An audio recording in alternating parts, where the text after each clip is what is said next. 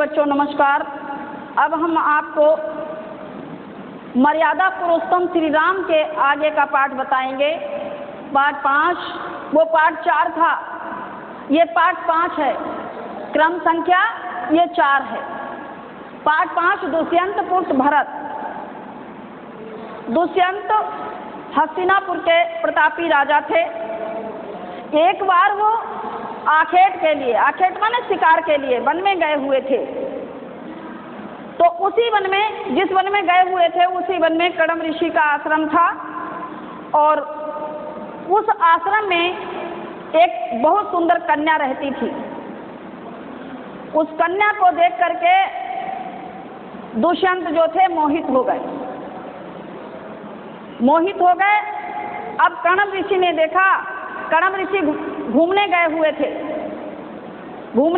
थे और शकुंतला से जब दुष्यंत ने पूछा कि तुम्हारे पिता कौन हैं, तो उसने बताया कि मेरे पिता कण्व हैं।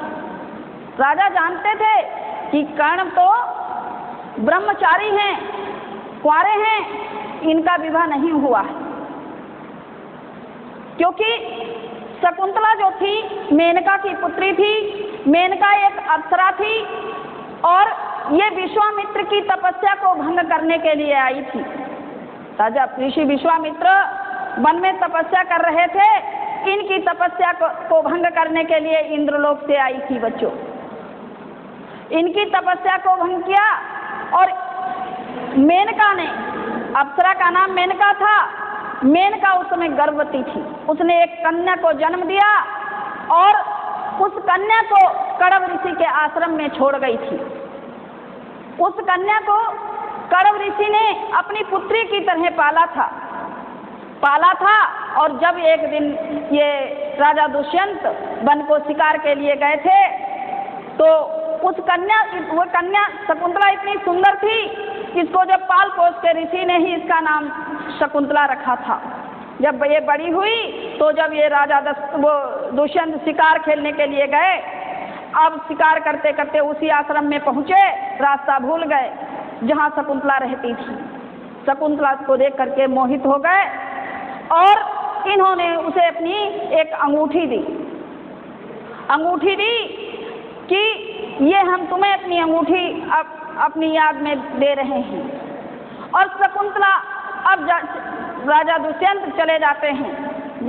उसके बाद जब कण्व ऋषि आते हैं तो उनको पता चलता है कि शकुंतला का विवाह हो गया है, तो बहुत प्रसन्न होते हैं। बच्चों, ऋषि बहुत प्रसन्न होते हैं। प्रसन्न होने के बाद एक दिन शकुंतला जो अंगूठी देख रही थी और उनकी दुष्यंत की याद में मग्न थी, तभी दुर्वासा ऋषि आते हैं और जब दुर्वासा ऋषि आते हैं, पधारते हैं, तो सभी तो उनकी ओर देखते हैं, लेकिन शकुंतला उस अंगूठी के ध्यान में मग्न रहती हैं। जो इनके पति ने अंगूठी दी थी, उस अंगूठी को ध्यान में मग्न रहती हैं। तो दुर्वासा ऋषि बहुत क्रोधित हो जाते हैं और उनको श्राप दे देते हैं कि हे पुत्री, जिस की तू याद में खोई हुई है, वो तुझे विधिवत भूल चुका है। इस प्रकार से शकुंतला जब ये बात सुनती हैं तो बहुत पछताती हैं, क्रोध करती हैं।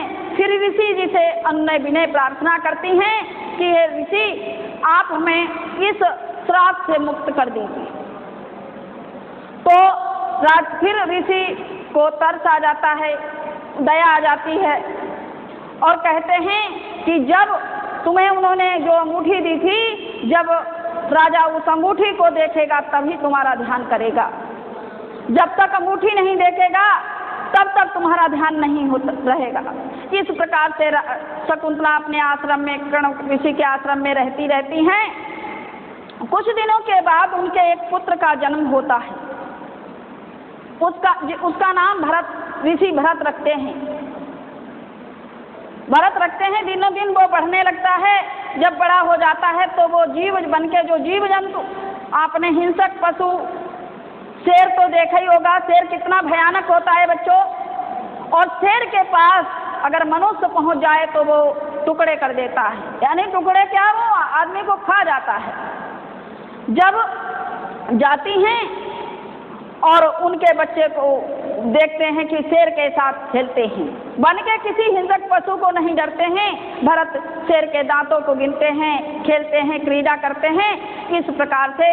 और ऋषि उनकी उस बालक की वहाँ पर एक काला धागा बांध देते हैं कि इस बालक को जो भी कोई छुएगा बाहर का तो ये सांप बनकर उसको डस लेगा, क्योंकि ऋषि मुनि जो थे पहले श्राप ही बहुत बड़ा मारते काटते नहीं थे, केवल श्राप से ही उनको भोगना पड़ता था।